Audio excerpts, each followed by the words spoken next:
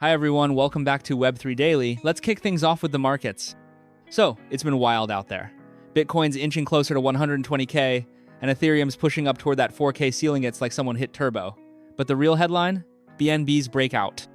It didn't just set a new all-time high, it flipped Nike in market cap. Yeah, seriously. Solana's holding strong above 190, while some of the smaller caps like TON and ARB are stalling a bit. Overall, the mood is clearly bullish, big money is rotating into the majors. But hey, no free lunches this kind of run-up? It rewards early movers, not late chasers. Manage your risk.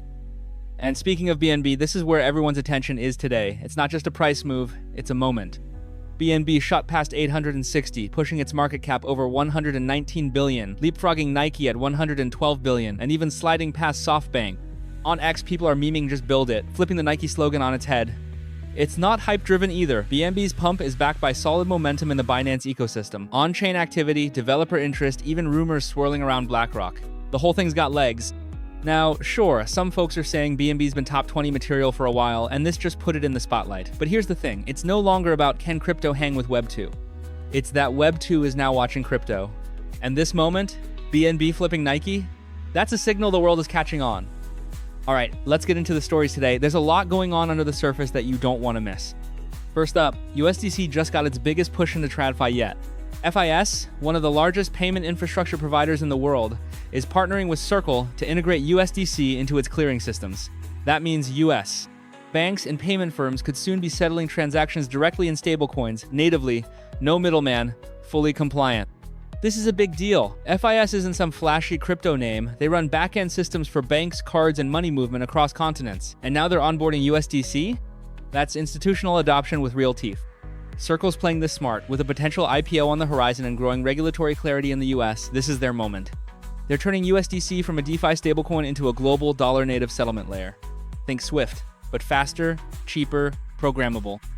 For crypto, it means stablecoins are moving out of the shadows. Cross-border payroll, trade, clearing, it's all going stable. You just won't see it happening. But it'll be there, in the rails. Now, speaking of big moves, let's talk about Brevan Howard.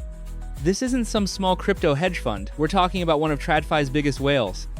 And they just brought on David Kalk, ex-Teal Family Office and Reflexive Capital as a portfolio manager for their digital asset division. Even better, he's bringing his whole team. This is how TradFi scales in crypto. They don't just dabble, they bring in full strike teams with a plan. BH Digital already crushed it in the bear with a 51% return last year. Now they're going multi-strategy, macro plus crypto, and looking to dominate the next cycle.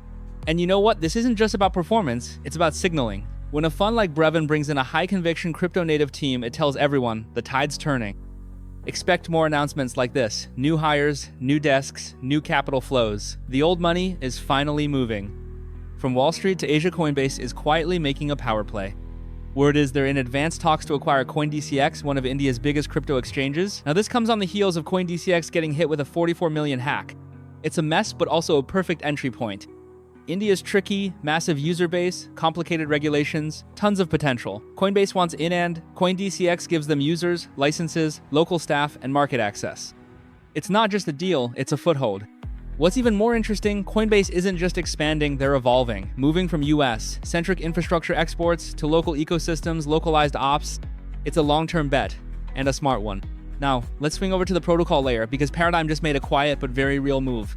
They've backed a new layer own called Linera, founded by an ex-Meta engineer who worked on DM and Move. No press release, just some GitHub sleuthing by devs. Classic Paradigm stealth mode. Linera's big pitch? Asynchronous parallel execution. Basically, real Web 2 style scale brought on-chain. No airdrop gimmicks, no meme-fueled launch, just raw performance architecture. Paradigm's playing long ball here, rollups are getting crowded, but apps still need chains that can actually handle traffic games, social, trading. Linera's aiming straight at that bottleneck. And the best part? They're not chasing TVL or hype. They're building infrastructure first, developer second, and only then thinking about users. That's how you win the next Decadeno, just the next pump. Now let's come back down to something more short-term, but just as hot. Degen chain. You've probably seen the charts. TVL doubled, volumes exploded, everyone's calling it the next blast. But here's the truth. It's the same old meme casino formula. New wrapper, same script. Built by the Farcaster community, zero gas fees, on-base security. But most of the activity?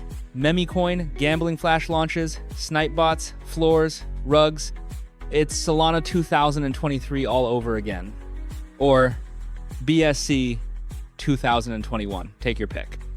So yeah, it's hot, but will it last? Probably not. Meme chains rarely survive past 60 days. Once the hype fades and the rugs pile up, user activity drops like a rock. And unlike Blast, Degen chain doesn't even have a clear rewards model or long-term support plan. So if you're in it, get in, get out. This one's a ticking clock. And finally, things are getting tense in the Middle East. Multiple Arabic users on X are reporting that Binance has frozen high-value wallet sum with 7-figure balances. No warning, no detail, just compliance review. At first, it looked isolated, but now we're seeing a pattern: whales, VIPs, longtime users all locked out. What's really stirring the pot? Rumors that some of these wallets had links direct or indirect to a stablecoin fund that allegedly worked with BlackRock and is now under international regulatory scrutiny. Nothing confirmed, but the community is connecting the dots. Binance hasn't clarified much. BlackRock's dead silent. But speculation is swirling. Is Binance offboarding politically sensitive capital? Are they pre-clearing their platform for Western regulators? Either way, it's a warning. Compliance isn't just paperwork anymore. It's becoming a trigger-happy game, and no wallet's too big to freeze. And that's a wrap for today's Web3 Daily. Stay sharp, stay liquid, and we'll catch you next time.